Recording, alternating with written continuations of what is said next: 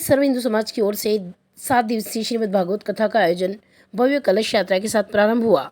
कलश यात्रा कृषि मंडी से प्रारंभ होकर विभिन्न मार्गों से होती हुई अटल रंगमंच दशहरा मैदान पहुंची।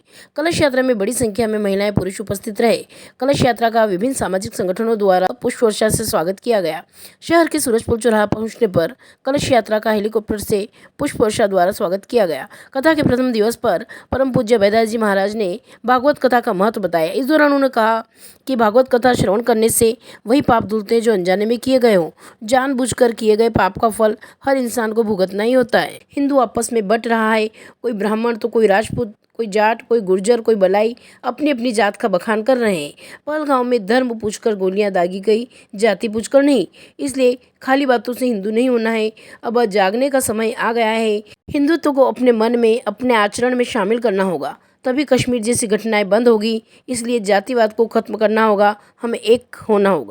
भिक्षा मैं हरिजन बस्ती से लूंगा, तब सब आश्चर्य में पड़ गए कि महाराज हरिजन समाज के घर जाएंगे भिक्षा लेने के लिए।